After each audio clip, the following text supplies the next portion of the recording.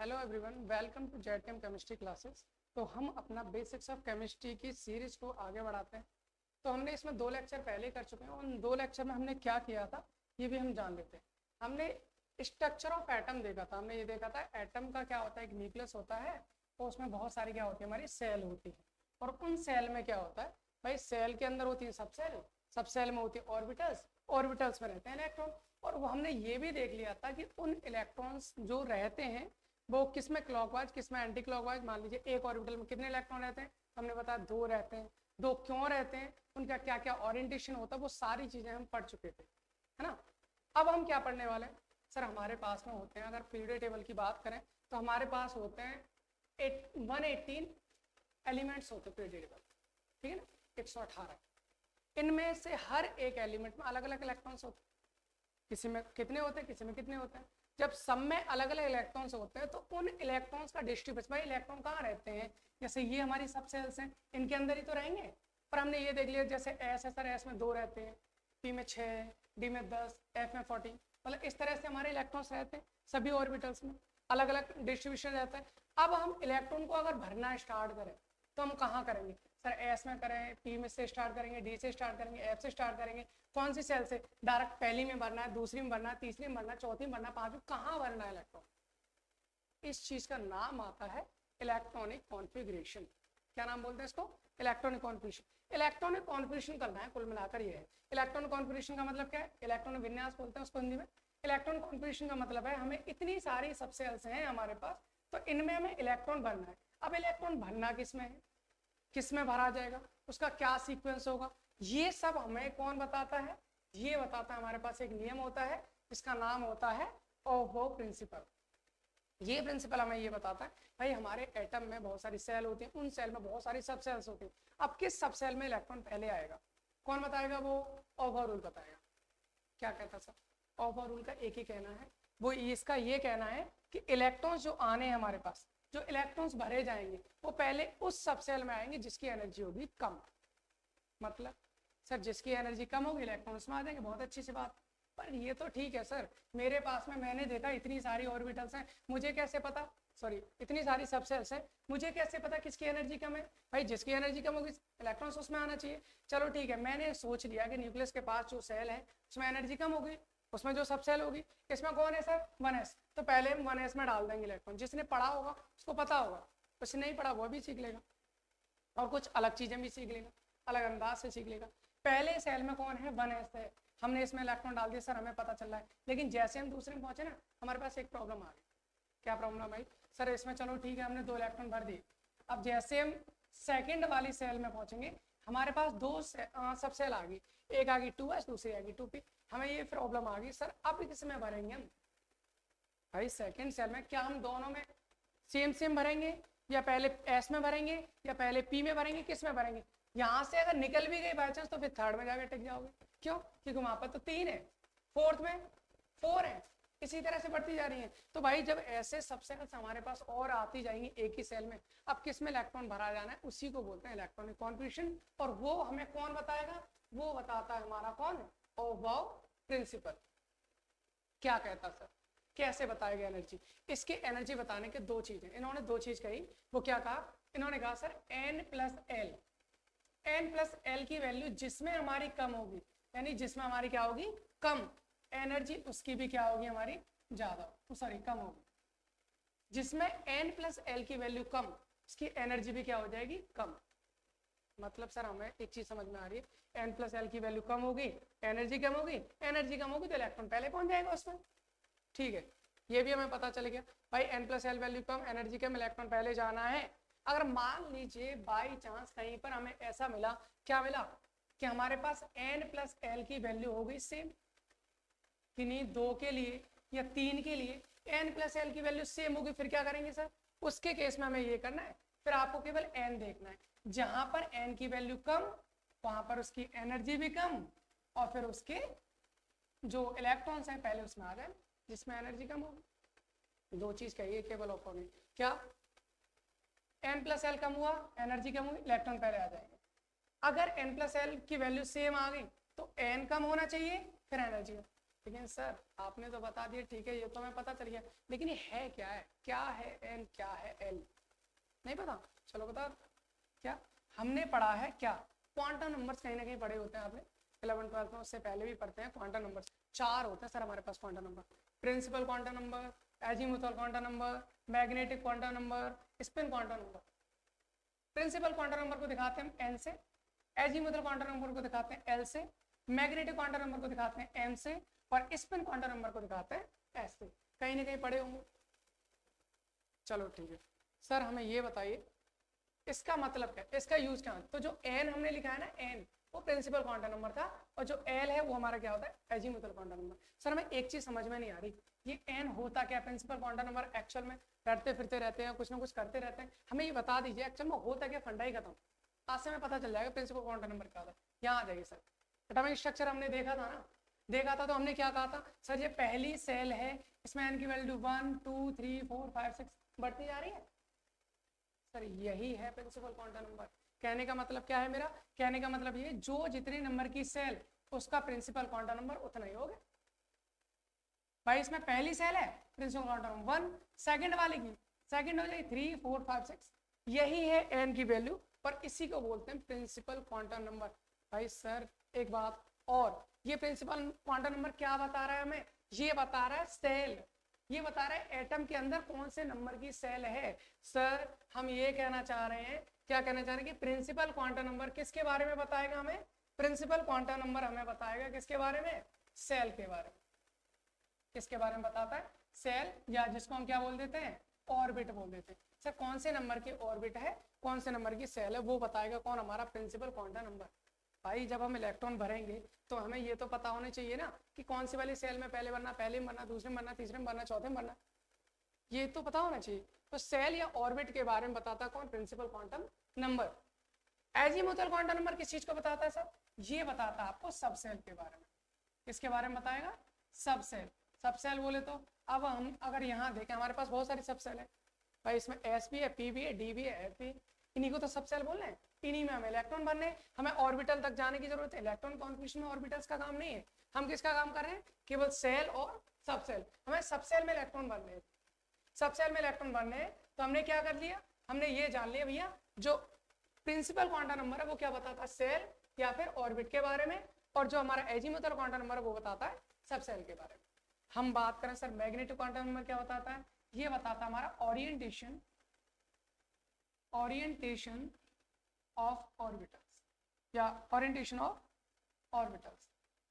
Orbitals का orientation के बारे में बताता है, जैसे पी में 3 ऑर्बिटल है, p x p y p z, वहाँ कहाँ आना है, इलेक्ट्रॉन कहाँ आना है, वो सब के बारे में जब आएगा वहाँ आगे बढ़ेंगे। और स्पिन क्वांटम नंबर क्या बताता है, ये इलेक्ट्रॉन की स्पिन बताता है कि इलेक्ट्रॉन हमारा क्लॉकवाइज है या एंटी क्लॉकवाइज। सर इन दोनों की अभी हमें जरूरत नहीं है। किसकी जरूरत है हमें, प्रिंसिपल क्वांटम नंबर की। किसकी जरूरत है हमें, एजीमुथल क्वांटम नंबर की। एन की जरूरत है, एल की जरूरत है, इन दोनों से हम बात करेंगे। तो आपको, मुझे लगता है आपको समझ में आ गया प्रिंसिपल क्वांटम नंबर क्या होता है।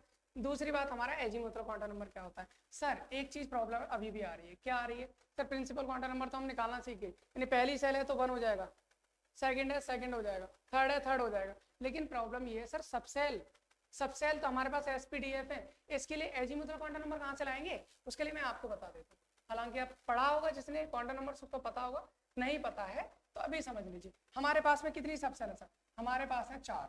कौन सी सब सेल है, एस पी डी और एफ। इन सबके लिए किसकी वैल्यू हमारी, एल की वैल्यू डिफरेंट होती है, मतलब एजीमुथल क्वांटम नंबर की वैल्यू डिफरेंट होती है। एस की बात करें तो 0 होती है, पी के लिए 1 होती है, डी के लिए 2 होती है, एफ के लिए 3 होती है। 0 1 2 3 आसानी से याद हो जाएगा, कोई प्रॉब्लम नहीं है। एस की वैल्यू 0, पी के लिए 1, डी के लिए 2, एफ के लिए 3। तो यहाँ पर हमने किसकी वैल्यू पता कर ली सर, हमें एन की वैल्यू भी पता चल गई, हमें एल की वैल्यू भी पता चल गई। जब एन की वैल्यू भी पता चल गई, एल की वैल्यू भी पता चल गई, एन प्लस एल की वैल्यू आराम से निकाल सकते हैं। निकाल के बताओ, ठीक है आ जाइए। अब हम बात करते हैं अपने कहाँ, ऑफ प्रिंसिपल पर। तो ऑफ प्रिंसिपल में हमने क्या देख लिया था, हमने ये देख लिया था सर, हमें ऑफ प्रिंसिपल के लिए एन प्लस एल की वैल्यू होनी चाहिए कम, एनर्जी कम हो, इलेक्ट्रॉन पहले चला जाएगा। अगर उनकी वैल्यू आ गई सेम तो फिर एन को देखेंगे। किसको देखेंगे फिर, एन, जिसमें एन कम, इलेक्ट्रॉन पहले उसमें जाना है। सर करके देखते हैं कैसे देखेंगे। हमने ये पढ़ा है, क्या पढ़ा है, हमारे पास में अगर मान लीजिए पहली सेल है n=1, दूसरी सेल n=2, तीसरी कितनी हो जाएगी 3, 4, 5, 6 और 7। अभी तक जितने भी एटम्स उनमें अभी तक हमें 7 से ज़्यादा सेल्स नहीं आई, अभी तक देख ही नहीं गए, इससे बड़ा आइटम नहीं है अभी कोई। और आपने भी देखा होगा कहीं ना कहीं पीरियोडिक टेबल, हम इसके बाद पीरियोडिक टेबल के बारे में पढ़ने वाले, पूरी की पूरी पीरियोडिक टेबल हम एकदम से याद रखेंगे, सारे का एटॉमिक नंबर क्या सब कुछ जानने वाले हैं इसी सीरीज में आगे। तो हमारा क्या होता है पीरियोडिक टेबल में 7 ही हमारे पास की क्या होता है पीरियड होता है, सही है। तो 7, तो उसमें ऑर्बिट भी कितनी होंगी 7 ही होंगी, 7 सेल होती है। अब यहाँ पर हम बात कर लेते हैं कि सेल में से कितने हमारे पास क्या होते हैं सब सेल होती है। हमने बताया n=1 है तो सर वहां पर एक ही मिलेगी, उसका नाम भी कितना होता है हमारा 1s होता है। n=2 में कितनी होती है 2, एक 2s था और दूसरा हमारा क्या था 2p। हम वही बात कर रहे हैं, कौन सी बात कर रहे हैं सर, इसको हम थोड़ा अलग अंदाज में लिखने की कोशिश कर रहे हैं कि पहली सेल में 1 हो सकता है, 2 दूसरी में क्या होता है 2s 2p, 3s 3p 3d, 4s 4p 4d 4f, इस तरह से बढ़ती चली जाती है। बस वही चीज को हम अलग अंदाज में लेने की कोशिश कर रहे हैं। यहाँ पर कितना होगा n=1 में 1s, 2 में 2s 2p, 3 में क्या हो जाएगा हमारा 3s होता है, 3p होता है और क्या हो जाएगा हमारे पास 3d हो जाएगा, ठीक है। फोर्थ की बात करें तो कितना होता है 4s 4p 4d और 4f, ओके सॉरी 5 कर दिया, यहाँ हो जाएगा 4d और यहाँ पर हो जाएगा हमारा 4f, ओके। अब अगर हम बात करें 5 में सर क्या होगा, 5 में हमारे पास क्या होगा 5s होती है, 5p होती है और 5d होती है और क्या होता है हमारे पास 5f होता है। मैंने आपको उस दिन भी बताया था 5e अभी तक जनरेट नहीं हुई, केवल f तक ही होते, उससे आगे नहीं होते। अगर हम बात करें 6 में क्या हो जाएगा हमारे पास 6s 6p और क्या हो जाएगा 6d और फिर क्या हो जाएगा 6f होता है, नहीं होता अभी तक 6f भी नहीं है, 6f भी नहीं है। तो फिर आगे बढ़ते हैं सर, जो है उनके बारे में देखते हैं पहले, है ना, ठीक है। अब हम बात करें n=7 में, 7 में कौन कौन होता है 7s होती है और 7p होती है। अभी तक 7d भी क्रिएट नहीं हुई, अभी तक इतना बड़ा आइटम है ही नहीं जिसमें 7d भी इंक्लूड हो जाए या 6f भी इंक्लूड हो जाए, अभी तक नहीं है, इसलिए हम जितने हैं उतने के बारे में बात करते हैं, सही है सर। हमको करना क्या है, हमको ये करना है, हमें ये देखना है इतनी सारी ऑर्बिटल वो सब सेल्स हैं सर, इनमें इलेक्ट्रॉन पहले किस में आएगा, यही तो ऑफो बता रहा है। ऑफो ने एक चीज कहा था हमसे, क्या कहा था सर, हमसे ये कहा था n+l की वैल्यू कम होनी चाहिए। सबसे पहले तो हम n+l निकाल लेते हैं, पहला काम हमारा यही करना है। दूसरा काम करना है ये, तो जब पहला फॉलो नहीं किया उसके बाद दूसरे पे आना है, तो सर वहीं पर आ जाओ। अब हम यहाँ पर करने की फॉलो करने की कोशिश करते हैं n+l को। मैं 1s की बात कर रहा हूँ, 1s में n की वैल्यू कितनी है सर, 1s में तो सीधी सीधी पता चल रही है 1 है, इन सब में 2 है, इन सब में 3 है, 4 है, 5 है, 6 है, 7 है, सारी तो वैल्यू पता है हमें। n की वैल्यू तो दे रखी है, l की वैल्यू हमने निकालना भी सीख लिया था। जैसे s p d f के लिए क्या बताया था l, s के लिए 0 1 2 3, ये तो बता दिया था 0 1 2 3, ये हमने l की वैल्यू निकालनी थी। l की वैल्यू यहां से अगर हम देखें सर 1s के लिए n की वैल्यू कितनी है, अगर मैं इसके लिए देखता हूँ n+l की वैल्यू, तो सर इसके लिए n की वैल्यू 1 और s के लिए l की वैल्यू कितनी हो जाती है 0, तो 1 + 0 कितना हो जाएगा 1 हो जाएगा। इसका मतलब है कि n+l की वैल्यू 1s के लिए कितनी होती है 1। नहीं समझ में आ रहा सर, अगर 1s की बात करो n की वैल्यू इसके लिए 1 और s के लिए कितनी होती है 0, तो 1 + 0 कितना हो जाएगा 1 हो जाएगा। बस यही हम कहना चाह रहे हैं, ठीक है। अब हम बात करते हैं 2s के लिए। अगर मैं 2s के लिए देखूं तो 2s में सर क्या होगा, 2s में n+l की वैल्यू कितनी हो जाएगी सर, n की वैल्यू 2, s के लिए फिर से 0, तो 2 + 0 2 हो जाएगी, ठीक है।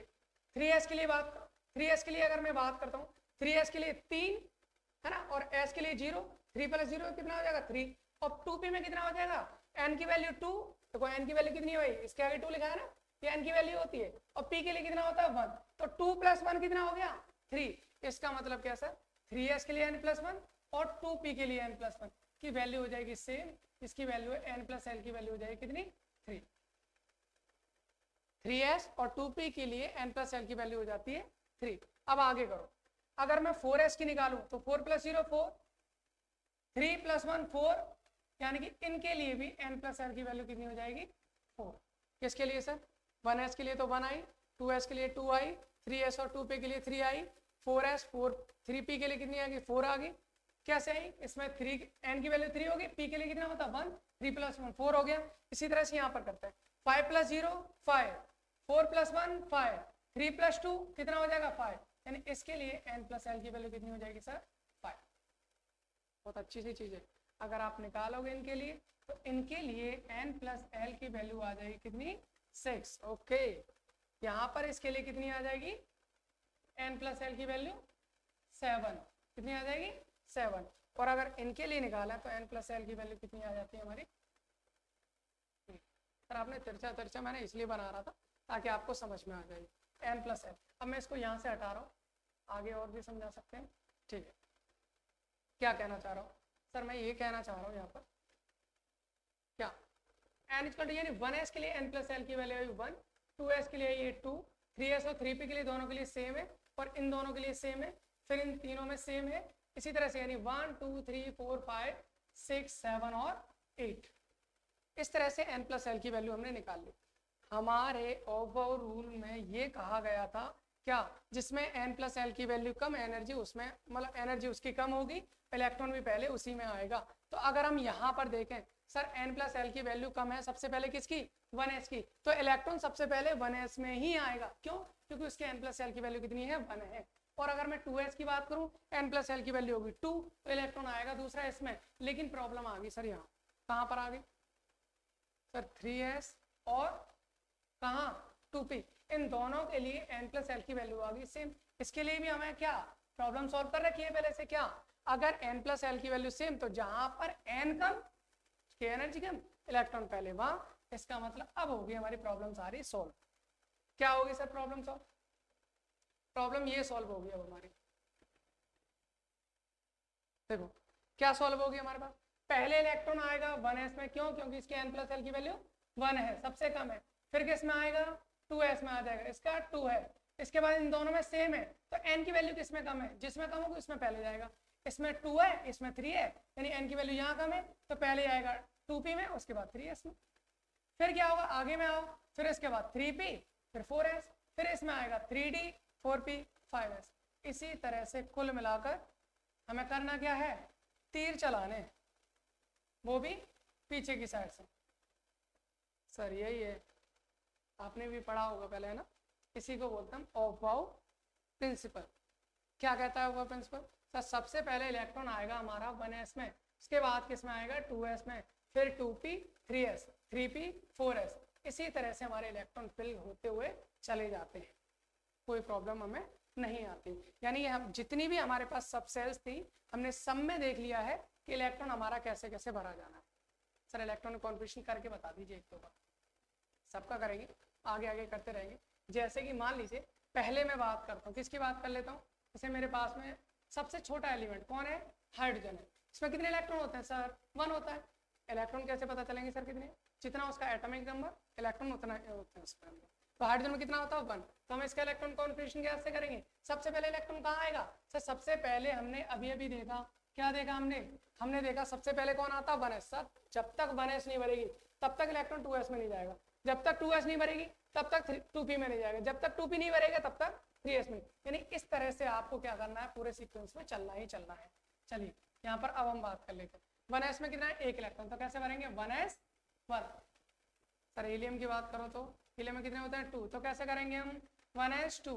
फिर क्या आता है लिथियम आ जाता है, सर कितने होते हैं 3, तो कैसे कर देंगे 1s 3। ऐसा हो सकता है नहीं, ये गलत का है, क्योंकि हम पहले ही बोल चुके हैं, क्या बोल चुके हैं, S में 2 इलेक्ट्रॉन्स आते हैं मैक्सिमम, P में 6 आते हैं, D में 10 आते हैं और F में 14 आते हैं। इसको नहीं भूलना है, ये लास्ट क्लास में हम सारी चीजें कर चुके हैं, तो इसको नहीं भूलना है। तो फिर कैसे आएगा सर इलेक्ट्रॉन कॉन्फ़िगरेशन, फिर ऐसे आएगा, पहले आएगा 1s, तो 1s में हो गए हमारे 2 कंप्लीट, 2 कंप्लीट हो गए। अब सर जब 2 कंप्लीट हो गए तो अब किस में आएगा इलेक्ट्रॉन, फिर देखो 1s के बाद कौन आ रहा है 2s, अब आएगा सर 2s में, भर दीजिए। फिर क्या आ गया 2s, कितने इलेक्ट्रॉन थे हमारे पास 3, 2 यहाँ आ गए, कितना बचा 1 यहाँ भर दीजिए।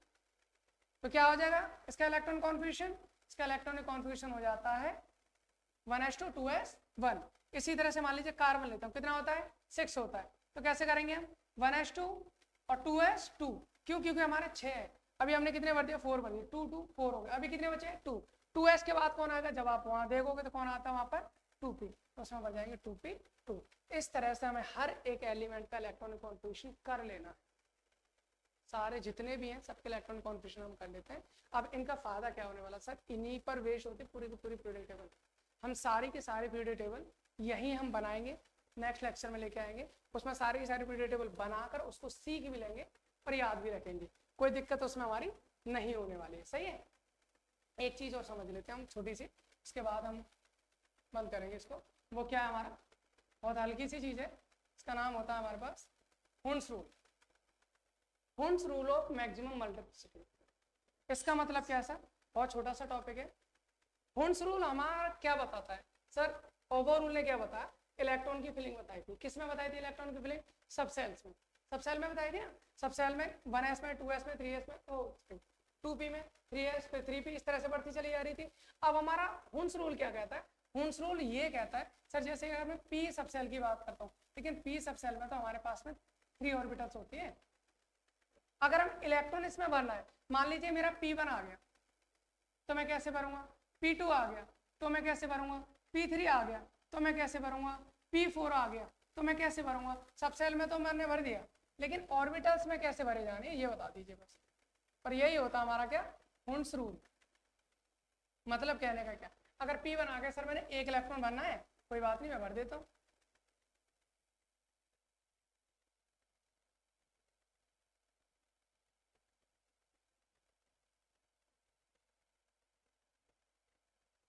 अभी हम इसके बारे में बात कर लेते हैं, क्या कहना चाह रहे हैं हम। p में मैक्सिमम कितने इलेक्ट्रॉन रह सकते हैं 6, तो सभी को कर लेते हैं p5। इसी तरह से d में होगा और f में भी होगा।